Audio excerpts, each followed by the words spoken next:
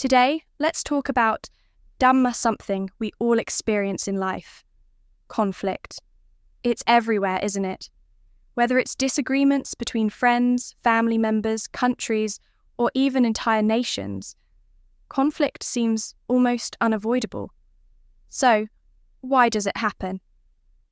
Why do we keep struggling with it, even though we all just want to live in peace? This question was once asked by none other than Sakka. He is the king of the Devas. He approached the Buddha with a profound inquiry, saying, Buddha, everyone in this world desires peace. No one really wants conflict. But despite that, conflict still exists. Between individuals, between countries, even across the world. Why is this so? What binds people so tightly that they keep holding on to enmity, violence, and hatred, even when they wish to be free from it? Now, that's a deep question, isn't it? It's one that touches all of us because, like Sakka, we've all wondered the same thing. The Buddha's response was simple but incredibly insightful. He explained that there are two primary causes that keep conflict alive. They are jealousy and stinginess. Think about that for a moment. These are the roots of so much suffering and strife. First, we need to know what exactly we mean by jealousy and stinginess. Jealousy. What is it? Jealousy is that feeling you get when you see someone doing well in life. Maybe they've achieved success in their business, aced their exams, or they just seem to have everything going for them. Instead of feeling happy for them, you feel this tight knot inside, this discomfort. You might feel you don't like their success. You might even avoid hearing about it because it bothers you so much. Jealousy is not wanting others to have what they've earned or achieved. That's jealousy. And what about stinginess? Stinginess is the opposite side of the same coin. It's when you cling to what you have so tightly, you can't bear the thought of sharing it with anyone else. Maybe it's your possessions, your knowledge, or it's your time. You think, this is mine, I don't want anyone else to touch it or use it. Actually, it's driven by a fear of losing, so you close yourself off from others. The Buddha said jealousy and stinginess, that's what creates conflict.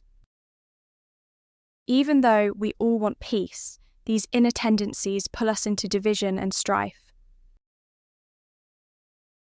People usually worry, what if someone becomes greater than me? This kind of thinking divides the world into you and me.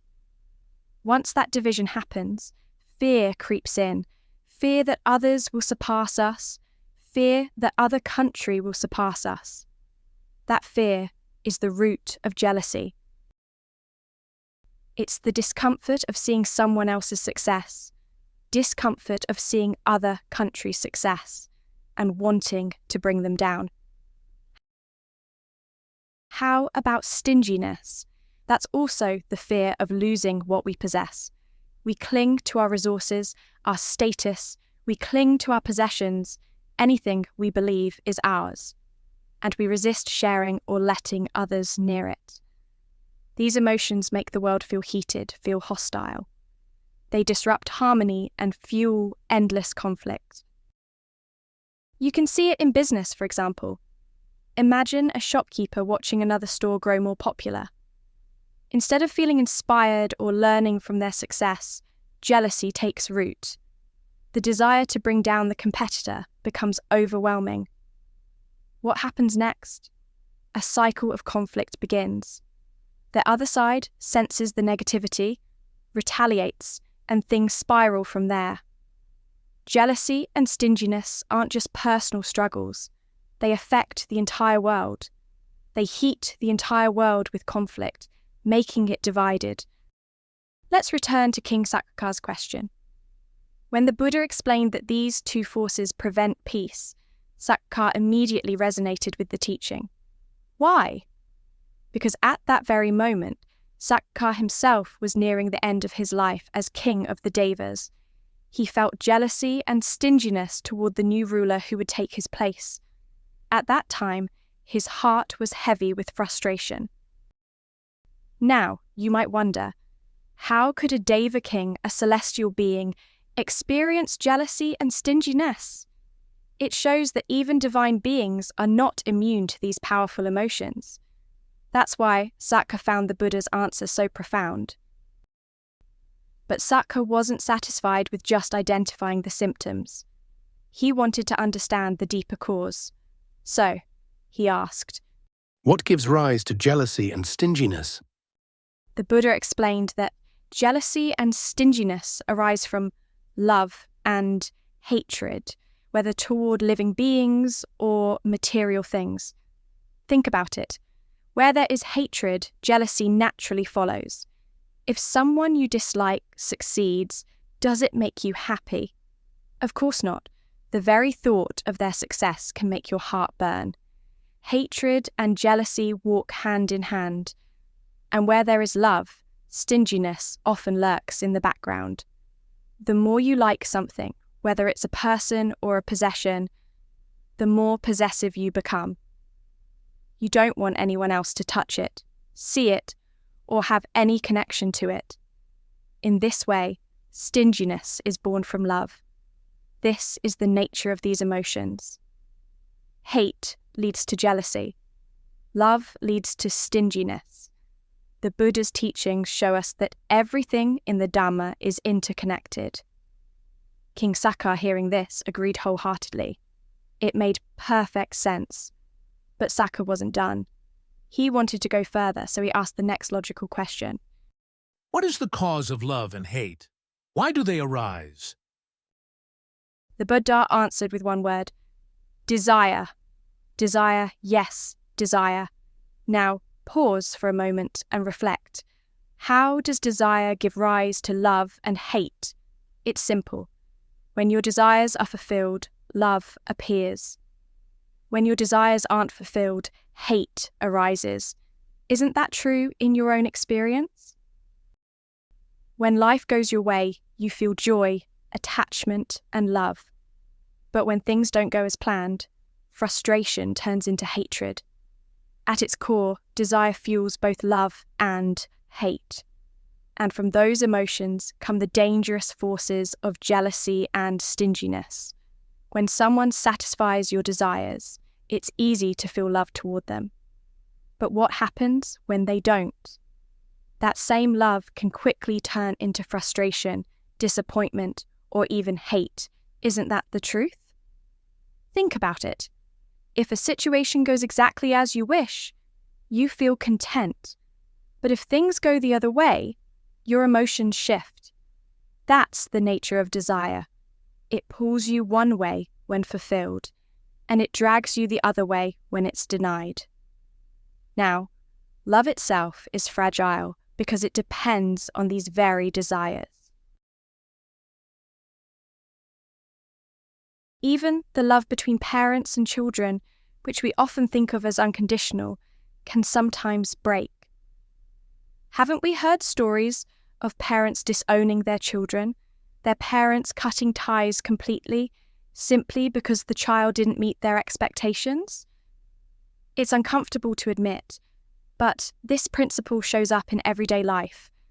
Love and hate are rooted in whether our desires are met or not, and no one can deny this truth.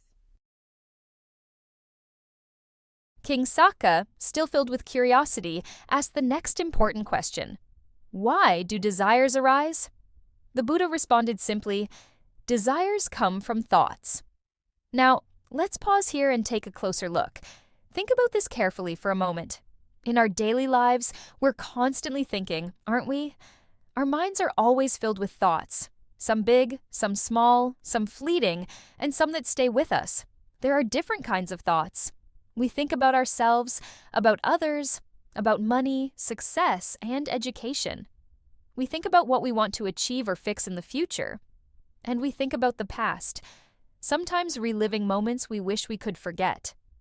Now, here's the real question. How do desires come from thoughts? Have you ever paused to reflect on this? One thing is clear. Not every thought leads to conflict. So, what kind of thoughts do lead to conflict? Thoughts rooted in discrimination. Thoughts like, boys are better than girls.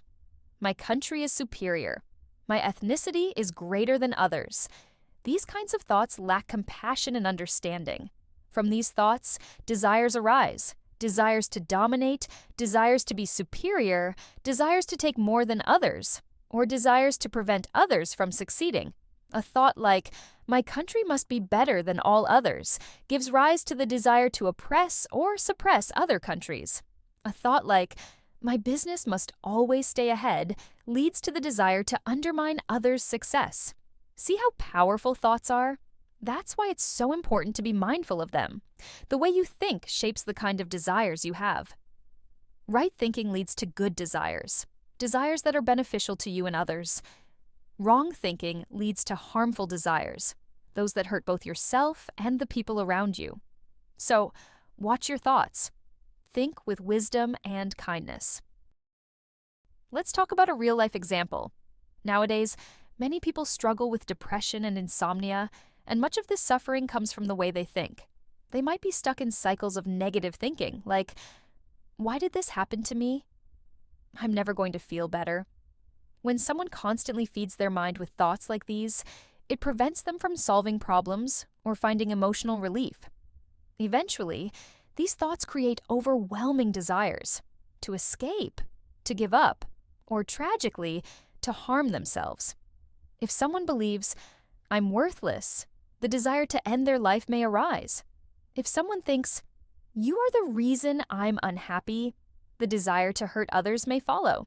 You see, our happiness or suffering depends so much on our thoughts. It's easy to think that money makes people happy, but that's not entirely true. Not every poor person is unhappy. Not every rich person is content. It's the way we think about our circumstances that makes the real difference. So when the Buddha said, desires come from thoughts, he was giving us a profound truth to reflect on. Now, let's go back to King Sakka's question. We're starting to see just how deep this conversation goes. Aren't you curious to hear what comes next? King Sakka wasn't done yet. He had another question, one that digs even deeper into the nature of our minds. Why do thoughts arise? The Buddha gave a profound answer. Judgments driven by the proliferation of perceptions are the source of thoughts.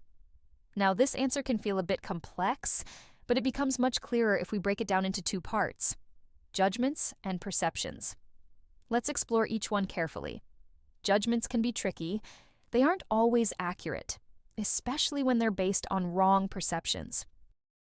Think of this example: a scarecrow in a field. The birds see it and perceive it as a human. Their minds immediately judge that it's dangerous, so they stay away. But is the scarecrow really a human? Of course not. It's just a bundle of sticks dressed in clothes.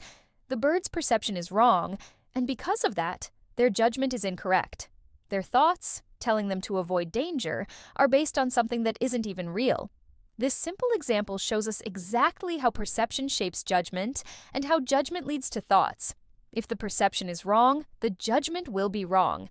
And if the judgment is wrong, the resulting thoughts will also be misguided and unhelpful. Now, how does this work in our own minds?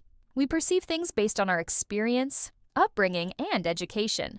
Here's a common example. Most people perceive the world as permanent and unchanging. We think things will last forever. Let's say you own a house worth $20 million. You judge that this house makes you wealthy, successful, and secure. Pride arises. You feel superior to others. At that point, judgments start forming. I'm rich, you're poor. I'm important, you're insignificant. From these judgments, thoughts arise. Because I'm rich, I deserve more respect. Because you're poor, you don't matter as much. Do you see how it works? A wrong perception that material things are permanent leads to a judgment, rich versus poor, and that judgment gives rise to thoughts that may lead to harmful desires. The Buddha's explanation that judgments driven by perceptions are the root of thoughts is incredibly insightful. It reveals how the mind's mental process is linked step by step. Perception. We perceive things, through our senses and experiences. Judgment. We label these perceptions often with biases. Good, bad, rich, poor, beautiful, ugly. Mine, yours. Thoughts. These judgments crystallize into thoughts, driving mental narratives. Desires. Desire surges in parallel, fueled by thoughts. This is why the Buddha's teaching on perception, judgment, and thought is so powerful and so practical for daily life. It reminds us to be mindful. How are we perceiving the world? What judgments are we making? What kind of thoughts are arising because of them? We should reflect on this chain whenever we think. Ask yourself, where did this thought come from? What judgment shaped it? What perception led to that judgment? By tracing our thoughts back to their source, we can catch harmful patterns before they cause trouble. In daily life, this teaching helps us be more careful. It encourages us to pause before we act, to think about whether our judgments are fair, and to look closely at the perceptions that guide us. So be mindful of how you perceive, careful of how you judge, and thoughtful about what you think. This teaching has been deeply eye-opening for me, and I hope it inspires you as well. The more we understand our minds, the more peace we can find. The Buddha's answer to King Sakka is both profound and practical, offering insight into the root of conflict and the way to overcome it. He explained, King Sakka, there are 2 kinds of happiness, 2 kinds of sadness, and 2 kinds of equanimity. Some of these are beneficial and should be cultivated, while others are harmful and should be avoided. Reflecting on this teaching, here's how I understand it. Imagine feeling genuinely happy when someone else succeeds. That's the right kind of happiness. It expands your mind and fills it with goodwill. Now, think about the opposite. Have you ever felt a little joy at someone else's misfortune? That's the wrong kind of happiness. Finding pleasure in others' pain only feeds negativity and leads to inner conflict. The Buddha's teaching reminds us to cultivate joy that benefits everyone, not just ourselves. Sadness is trickier. Most of us see sadness as something to avoid, but not all sadness is harmful. Holding onto sadness after a personal failure, dwelling in regret or self-pity, that's the kind of sadness that drains your energy and clouds your mind.